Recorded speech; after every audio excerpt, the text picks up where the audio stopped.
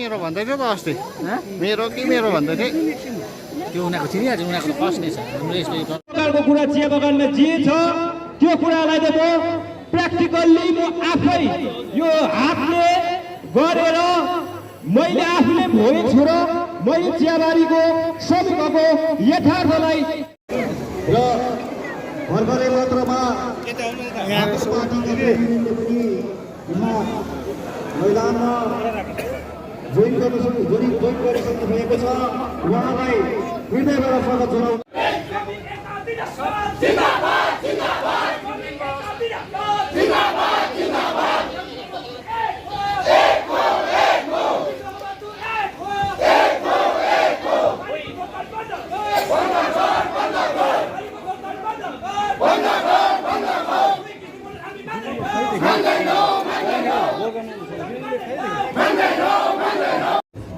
आज विशेष करके हम लोगों का प्रोग्राम है एक श्रमिक प्रतिवाद rally joint forum sub committee की तरफ से।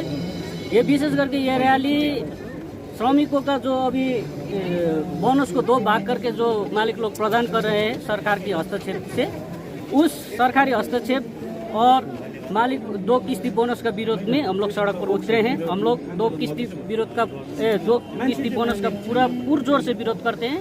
ये लोग हम एक्सेप्ट नहीं करेंगे। और उसके साथ ही जो मिनिमम वेज है 17 बार मीटिंग हो गया, अभी तक सरकार घोषणा नहीं कर सका है। मगर मिनिमम वेज घोषणा करने के बजाय वो सरकार की तरफ से कभी 5 रुपये, कभी 10 रुपये, कभी 15 रुपये अपने हिसाब से बढ़ा रहा है।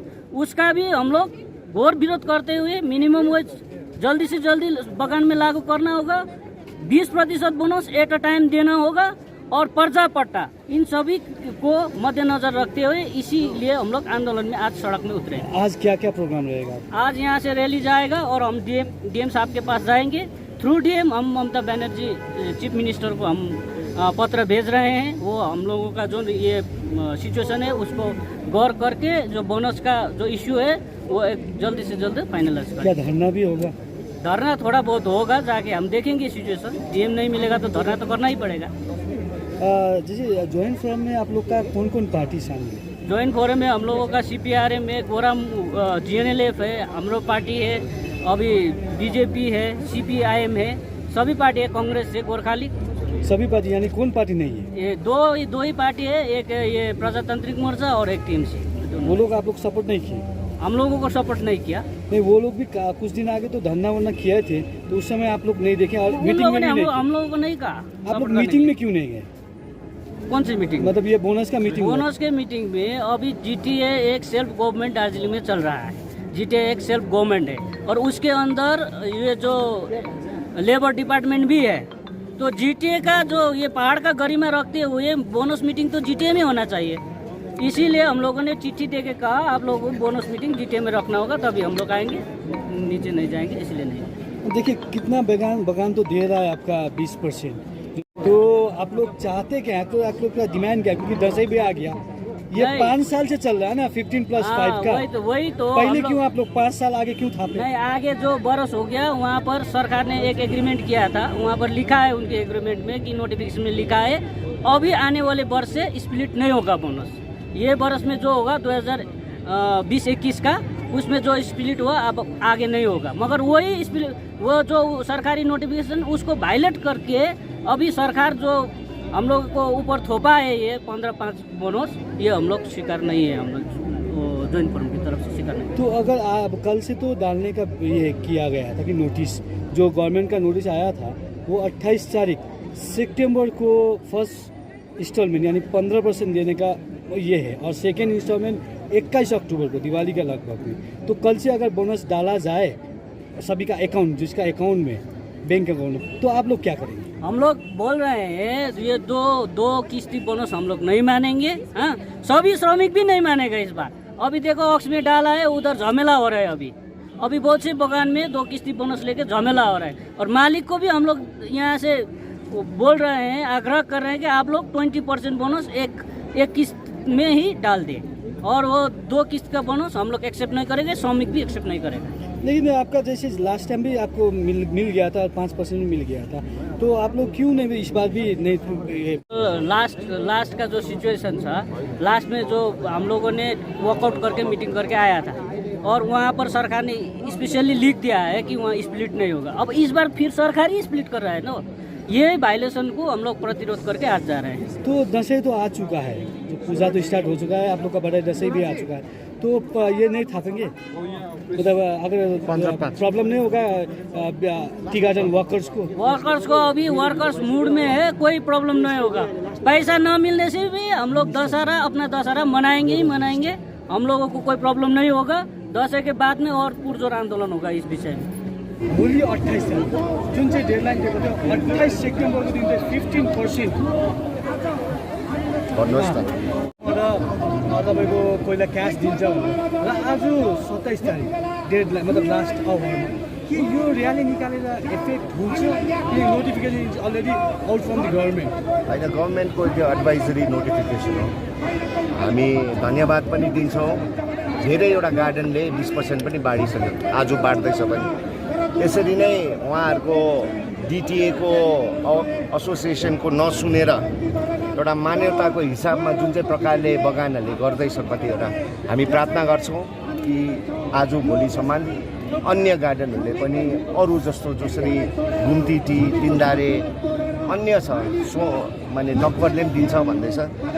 अब त्यस्तो गऱ्यो भने चाहिँ अब दार्जिलिङमा शान्ति एउटा समृद्धि त्यो भएर जान्छ। अनि उहाँको दायित्वहरू पनि हो मालिकहरू। अनि हामीले ब्लड टी भन्दैछ, पक्कै हाम्रो लागि चाहिँ आजसम्म ब्लड टी भइरहेछ। भोलि पर्सि हेरौँ, अब उहाँहरूले राम्रो निर्णय दसैँको छेकमा लिनुभयो भने हामी एकदमै खुसी हुन्छौँ। र आजको दिनमा म एउटा आम नागरिक भएर आएको, हाम्रो ट्रेड विङ अगाडि छ, म पछाडि छु। हामीले यो श्रेय लाने कुरा होइन, तर जातिको माग हो यो होइन। जातिको मागमा हामी सबैजना एक हुनुपर्छ भन्ने एउटा हाम्रो सोच रहेको छ। अनि यो मालिक वर्गहरूलाई म बिन्ती गर्छु कि तपाईँहरूले मानवताको हिसाबमा तपाईँहरूले छिटोभन्दा छिटो यो 20% छोडिदिनु भयो भने हामी तपाईँहरूलाई धन्यवाद नै दिन्छौँ। दसैँ त आयो, दसैँ स्टार्ट पनि भइसक्यो है। तर टी गार्डनमा कतिजना देखिछु कि जसले चाहिँ अब एकदमै 5% देखि भन्दैछ है। र भोलि अगर भोलिको दिन क्यास एकाउन्टमै उनीहरूको 15% पसेन्ट त्यति बेला चाहिँ के गर्नेछ तपाईँ? अब त्यही त, अब जसले चाहिँ जुन चाहिँ बगानले दिँदैन, मैले त सोचेको छु मेरो आफ्नै ब्लडै निकाल्नुपर्छ होला 1 लिटर जस्तो। अनि गार्डनहरू जसले दिएको छैन, अब लिडरहरूले खुन अब दिनुपर्छ होला, ब्लड डोनेट गरेर होइन। ब्लड टी भनेको यही हो भनेर चाहिँ अब जुन चाहिँ गार्डनहरूले मानेको छैन, मै 1 लिटर मेरै निकालेर जग्गा जग्गा जो होइन। अनि हाम्रो लिडरहरू नेतृत्व ट्रेडको जोहरूले पनि हाम्रो पार्टीबाट छ, हामीले अब अझै कडा स्ट्यान्ड उठाउने होइन। संसारले जानोस् न दार्जिलिङको अर्डिनेरी सिटिजन्सले खुन निकालेर चिया बगानको बुट्टीहरूमा थाल्नु पर्यो भनेर। सो यो वर्ल्ड वाइड एउटा नेगेटिभ क्याम्पेन हुन्छ। मलाई गर्नु इच्छा छैन, तर बाध्य भयो, फ्रस्ट्रेसन, एउटा आम नागरिक भएर फ्रस्ट्रेसन भएर चाहिँ यो कदमहरू आज हामी उठाउँदैछौँ। अनि आफ्नो खुन निकालेर जुन बगानले दिएको छैन त्यहाँ गएर यो नौटङ्की गर्नु पऱ्यो भने हामी गर्नुपर्ने बाध्य हुन्छ। नौटङ्की हो तर बाध्य हुन्छ, किनभने संसारले चाल पाउनु पऱ्यो। दार्जिलिङको चिया चाहिँ चिया होइन, यो चाहिँ हाम्रो जातिको खुन अनि पसिना हो। अनि यो जबसम्म उनीहरूले न्याय दिँदैन नखानु क्या दार्जिलिङ चिया भन्ने हाम्रो यो एउटा मुभमेन्ट हामी आम नागरिक भएर गर्छौँ भन्ने एउटा सोच विचार छ। हेरौँ, उहाँहरूको पनि उहाँहरूलाई धम्की दिएको होइन, मैले प्रार्थना गरेको अनि बिन्ती गरेको, खुट्टा ढोकेको मालिकहरूको कि उहाँहरूले आज ह्युम्यानिटीमा उद्योगपतिहरू हो, ठुलो हो होइन। उहाँहरूले हाम्रो जातिको निम्ति यो 20% छोड्दै नि तुरी भयो। त्यहाँदेखि उपरान्त हामी त्यो गर्दैनौँ, तर दार्जिलिङ टीलाई इन्डस्ट्रीलाई झकझकाउने समय पनि आयो क्या। किनभने चियापत्ती फिजिबल होइन भने हामी सोच्नुपर्छ, चियापत्ती होइन होला, मल्टिक्रप होला, टुरिज्म अर्कै प्रकारले होला होइन। यो सबै सोच्ने समय आयो दार्जिलिङको। अनि म एउटा अपिल पनि गर्छु, आउँदो दिनमा हामी नागरिकहरूले क्या एउटा बगान किन्नुपर्छ होला, किन आजसम्म एउटा बगान छैन पनि हाम्रो लोकल छैन। अनि म यो योजना उठाउँ भनेको एउटा संसारभरि हाम्रो जाति जहाँ छ हामी मिलेर एउटा गार्डन किनौँ न होइन। क्राउड फन्डिङ भन्छ, मिलेर 500, 1000, 2000, 10,000, 1 लाख कन्ट्रिब्युट गरेर एउटा गार्डन चाहिँ किन्नुपर्छ होला। अनि त्यहाँबाट चाहिँ हामीले एउटा सोपिस बनाउनुपर्छ होला। चिया मात्रै होइन, मल्टिक्रप फार्मिङ जुन चाहिँ हाम्रो यहाँ काँक्रा छ, यो काँक्रा इन्डियाभरि पाउँदैन, सिलगढीको काँक्रा टेस्टै हुँदैन। सो दार्जिलिङको भेजिटेबल्स काँक्रा हो, निङ्ग्रो हो, डल्ले हो, मल्टिक्रप फार्मिङ, टुरिज्म अनि चिया पनि गरेर चाहिँ हामीले एउटा गार्डन चाहिँ दार्जिलिङको नागरिकहरू संसारभरि जहाँ छ हामीले एउटा बगान किन्नु सक्यो भने त्यहाँबाट हामीले आँखा खोलाउनु सक्छ जस्तो लाग्यो। अनि हाम्रो यो गार्डनमा हामीले भोलिको दिन 500 रुपियाँ पनि दिनु सक्छौँ होला, 600 रुपियाँ पनि दिनु सक्छ होला। अनि यो बाटो देखायो भने अरू गार्डनहरूले पनि त्यो फलो गर्छ होला। तर पैसा छैन, पैसै छैन, पैसै छैन, अनि के हो पैसै छैन भनेर बसेर त हुँदैन नि त। बिजनेस मान्छेहरू हो, क्रिएटिभ प्रोसेस त ल्याउनु पर्यो नि त। क्रिएटिभ प्रोसेस र 12 महिनामा यसरी गरिरहनु। विनय दाजुलाई म धन्यवाद दिन्छु, किडनी झन्डै बिगार्यो उहाँले, सुनेन। अब क्रिएटिभ हुन्न। सो एउटा बगान चाहिँ आह्वान, दार्जिलिङ पहाडको जनताले मिलेर एउटा बगान किन्नुपर्छ जस्तो लाग्छ। संसारभरि छ नि हाम्रो मान्छेहरू ठुल्ठुलो औदामा 10 लाख दिने, 5 लाख दिने, 1 लाख मिलेर यो क्षेत्रको लागि एउटा गार्डन गरेर creative process, multicrop farming, orchids, flower industry अनि टी अनि टुरिज्म यो मिलेर गऱ्यो भने प्रोडक्टिभ हुन्छ होला। अनि हामीले हाम्रो श्रमिकहरूको लाइफ अलिकति राम्रो बनाउन सक्छ भन्ने हाम्रो एउटा सोच हो। यो गर्छु भनेको होइन, सोच हो।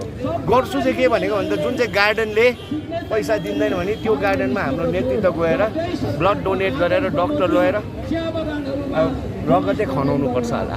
के गर्नु दुई पार्टी छैन र उहाँले आज जोइन पनि गरेर के भन्नुहुन्छ? होइन, विनय दाजुसँग मैले कुरा गरेको छु, उहाँको सपोर्ट छ, उहाँ एउटा टिएमसीको सभासद हो। अब अनि दाजुको पार्टी त अब सरकारसँगै एउटा लियोजन गर्दैछ। अब उहाँले के त गर्नु सक्दैन, अब आएर मुख देखाएर पनि अब के होला। अब हामी मिलेर गर्छौँ, तर उहाँहरू पनि आयो भने अति नै राम्रो हो, अति नै राम्रो। मैले प्रताप खाती र वन्दनाको जुन चाहिँ त्यो एउटा सोसियल गुड छ उहाँलाई पनि फोन गरेर म आम नागरिक भएर पनि आउँदैछु, तपाईँहरू पनि आइदिनुहोस् न भन्ने कुरा गरेँ। उहाँहरू पनि आएको छ होला, अहिले भेट्छ होला। Thank you. सुन्नुहोस् न, यो जुन चाहिँ तपाईँले ब्लड टी क्याम्पेनिङ चलाउनुहुँदैछ, यो नेगेटिभ इम्प्याक्ट हुँदैन टी इन्डस्ट्रीमा? होइन, अन्त के गर्नु, बाध्य भएन, फेरि किडनी बिगार्नु। अन्त के गरेर त हुँदैन भन्यो भने त होइन। अब जसकोमा फाइनेन्स राम्रो छ, जसले चाहिँ हाम्रो जातिलाई हेर्नु सक्छ, उनीहरूले गार्डन चलाउनु पर्यो। जसकोमा चाहिँ पैसै छैन, बिजनेस गर्नु भएन, अब के गर्नु अब भन्नुहोस् त। कि अलिकति क्रिएटिभ, अब चिया बगानको फ्युचर चाहिँ क्रिएटिभ प्रकारले सोच्ने समय आयो। हामी यो गरे के भनेको टी इन्डस्ट्रीलाई झकझकाएको उठ 12 महिनामा यो नौटङ्की नगरौँ। ब्रिटिस गयो, 100 साल भइसक्यो ब्रिटिस गयो। बडा साहब, छोटा साहब, बटलर, कटलर, आमाम अहिलेसम्म माली, बबरजी पुऱ्यो, ब्रिटिस गइसक्यो। अब बगानको क्रिएटिभ सोच विचार हुनुपर्छ नि, त्यसमा हामीले पनि सपोर्ट गर्छौँ नि। पैसा बनाएको छैन, सपोर्ट गर्छौँ नि, तर हुँदैन। नेताहरूले किडनी बिगार्नु, श्रमिकहरूले दसैँ अधुरो हुनु, क्रिएटिभ प्रोसेस ल्याउनुपर्छ। अनि मैले यसको लागि चाहिँ जनताले मिलेर क्राउड फन्डिङ गरेर एउटा बगान किन्नु सक्यो भने चाहिँ त्यो नमुना हामीले बनाउन सक्छौँ। नमुना अब सल्युसन त निकाल्नु पऱ्यो नि त। पैसा चुस्यो, आजको दिन सोइलको उठ्यो पनि ठिक छैन। 100 सालको बुट्टाहरू अहिले फेरि रिप्लान्टिङ गरेको छैन, हुन्छ नि त। अन्त 500-600 रुपियाँमा त बजारमा आएर काम पाइहाल्छ नि त एउटा हेल्परको। अनि को चाहिँ बगानमा एब्सेन्टिजम हुन्छ नि, 200 रुपियाँमा को चाहिँ काम गर्छ त्यहाँ? हाम्रो नारी, हाम्रो बहिनीहरू मात्रै काम गर्नुपर्छ। सो यो सबै क्रिएटिभ थिङ्किङ ल्याउनुपर्छ जस्तो मलाई लाग्छ। Thank you. मतों से अगर कोई जीत करके जीटीए का चीफ बना, अगर वो ये कहता है कि ये उसकी जिम्मेदारी नहीं है, सिर्फ भ्रष्टाचार करना और सिंटेक्स भरना अगर उसकी जिम्मेदारी है, तो ऐसे व्यक्ति, ऐसे प्राणी को तत्काल रिजाइन कर देना चाहिए। ये मेरा उनके साथ साफ साफ जो है ये आरोप है। और रही बात ये जो बोनस प्रक्रिया की, मैं एक बार पुनः जॉइंट फोरम के इस कार्यक्रम को समर्थन करता हूं और मैं साफ सुथरे अक्षरों में जीटीए के कुर्सी पे बैठे हुए लोग, राज्य सरकार के लोग, यहाँ का प्रशासन, अन्य कोई भी हो जो ममता दीदी के आगे पीछे दाएं बाएं घूमता है, ये अन्याय, ये अत्याचार और ये दुराचार अब नहीं चलेगा। अब गोरखा इतना बेवकूफ नहीं है, इतना कमजोर नहीं है कि जो है अंग्रेज के जाने के बाद जो शोषण आपने अभी तक चलाया है, अब ये शोषण समाप्ति की ओर है। मैं नवरात्र के इस पवित्र समय में इस बात को ये कह रहा हूँ, इस बात में दम है। अब वो शोषण के दिन गए और जो भी चाय बागान के श्रमिकों को, यहाँ के युवाओं को, यहाँ के महिलाओं को, यहाँ के व्यापारियों को, अन्य किसी के साथ भी दुर्व्यवहार करता है या शोषण करता है, फिर उसका अंत तय है और ऐसे लोगों को बख्शा नहीं जाएगा। मैं इतना ही कह के अपनी बात को समाप्त करता हूँ। आपके मन में अगर कोई प्रश्न है तो जरूर। बिष्ट जी, मैनेजमेंट तो मानने वाला नहीं है अभी तक की जो दिख रहा है। आप एमपी होने के नाते क्या कर सकते हैं? मैं बहुत कुछ कर सकता हूँ, मैं अभी भी घोषणा कर सकता हूँ, लेकिन मेरा ये मानना है कि मैनेजमेंट में आप देखिए, मैनेजमेंट से किसी प्रकार की, मैं एक बात तो कह दूं, 87 जो दार्जिलिंग की गार्डन है उनकी स्थिति बहुत अच्छी नहीं है, ये मैं भी जानता हूं। और इतिहास में पहली बार पार्लियामेंट में जो रिपोर्ट पेश हुई है, 171 रिपोर्ट, आप सब लोग उसको ऑनलाइन फेसबुक में देख सकते हैं। पहली बार मुझे लगता है कि भारत के संसद भवन में दार्जिलिंग का विषय फर्स्ट टाइम इतना डिटेल में पहुंचा है। चर्चाएं तो पहले भी हुई है, उसमें साफ कहा गया है कि दार्जिलिंग की वर्कर की स्थिति दयनीय है। जब परिवार का एक व्यक्ति घर में मर जाता है, जब उसको गाड़ने के लिए जो है 2 गज की मिट्टी नहीं मिलती, आज के इस स्वतंत्र भारत के अंदर में जो स्थिति है ये ठीक नहीं है, ये साफ सूत्रों में लिखा हुआ है। इसी तरह चाय बागान के प्लांटर्स की जो स्थिति है उसकी अभी वहां पे वर्णन किया गया है और भारत सरकार पूर्ण रूप से उस रिपोर्ट के अध्ययन कर रही है और आने वाले समय में दार्जिलिंग के चाय बागान को पुनः उसी स्थिति में ले जाने के लिए बड़ी घोषणा केंद्र की सरकार करेगी। इतना ही नहीं, श्रमिकों को हितों को ध्यान में रख करके जो 4 कानून पास हुए हैं, राज्य सरकार उसको इम्प्लीमेंट नहीं कर रही है। मुझे लगता है कि जितना भी समय ले ले कोई उसको रोक नहीं सकता। जैसे वो रिपोर्ट इम्प्लीमेंट हो जाएगा, इनको कम से कम 300 रुपये मिनिमम वेज मिलेगा, ESI के अस्पताल बनेंगे, अन्य सब सुविधाएं मिलेंगी। रही बात मैनेजमेंट, जितना मैं उनको जानता हूँ, कुछ गार्डन ऑलरेडी 20% एक ही बार में दे चुके हैं। और हमको एक चीज ध्यान रखना पड़ता है कि ये बोनस इनका अधिकार है, इनकी कोई डिमांड या मांग नहीं है, क्योंकि अगर उस प्रोविजन के हिसाब से उसका डिस्बर्समेंट आप नहीं करते हो तो वो भी इलीगल है, वो भी गैर कानूनी है। और आज बहुत सारे जो है टी गार्डन के जो मैनेजमेंट है वो देना चाहते हैं, कुछ ने दिए भी। मैं उन सब से ये निवेदन करता हूँ, सांसद होने के नाते, आपका छोटा भाई होने के नाते, श्रमिक पूरे साल मेहनत करते हैं, जब फर्स्ट प्लस का चाय उगता है तब आपसे ज्यादा रुपए नहीं मांगते। सो मुझे लगता है ये उनका अधिकार है, आप उनके अधिकार की पूर्ति करिए। और मेरा व्यक्तिगत तौर पे आप सबसे निवेदन है कि आपको 21 दिन में कोई फर्क नहीं पड़ता, आप सीधा 20%, आप किसी की मत सुनो, स्टेट की भी मत सुनो, DM की, प्रशासन की मत सुनो, एक शॉट में आप 20% सबको देने का कृपा करो। जो आप लोग के डेलीगेशन थे, फलाफल क्या हो? नहीं, फलाफल की बात नहीं है, ये फलाफल की बात नहीं, फलाफल तो आने वाले दिन में होगा। और जिस तरीका से गवर्नमेंट अपने आप कानून बनाता है, नोटिफिकेशन निकालता है, अपने आप को वायलेट करता है, इस बारे में जो श्रमिक का रोष था, जो गुस्सा था, उस गुस्से को ये जुलूस में परिवर्तन होकर आज हम गवर्नमेंट को ये बताने आया है कि जिस तरीका से श्रमिक को जब भी बेनिफिट की बात होता है, जब भी कोई भी श्रमिक का हित का बात होता है तो वहाँ पोलिटिकलाइज होता है। गवर्नमेंट मतलब इस तरीका से मतलब इसका डोमिनेट करता है। जिस तरीका से 3-4 साल से दार्जिलिंग टी इंडस्ट्री में ये चल रहा है, इसका सब कुछ बताने के लिए आज हम ये आया है। मालिक तो अभी तक भी अपने जो डिसीजन में बैठे हुए हैं, आप लोग का आज रैली में, लेकिन ये रैली कब तक चलेगा? नहीं, आज हमारा मकसद ये है कि आज करना है ना। ये तो आने वाले दिन के लिए भी एक मतलब गवर्नमेंट को भी सूचित करना है और मालिक लोगों को भी सूचित करना है। जिस तरीका से पॉलिटिकल हुआ, जिस तरीका से गवर्नमेंट का हस्तक्षेप हुआ, इस तरीका नहीं होना चाहिए, ये मैसेज देने के लिए आज हमने किया है। इसके पहले मीटिंग में आप लोग गए थे? नहीं, जो बाईपार्टेट मीटिंग हुआ था डीके में 2 तारीख और 16 तारीख, उसमें हम गए थे। लेकिन जो 21 तारीख को गवर्नमेंट लेवल में बुलाया था उसमें हम नहीं गए, क्योंकि हमको पता था अरे डिपार्टमेंट तो जब लेबर को प्रॉब्लम होता है तो लेबर की तरफ से होता है, मालिक बुलाता है।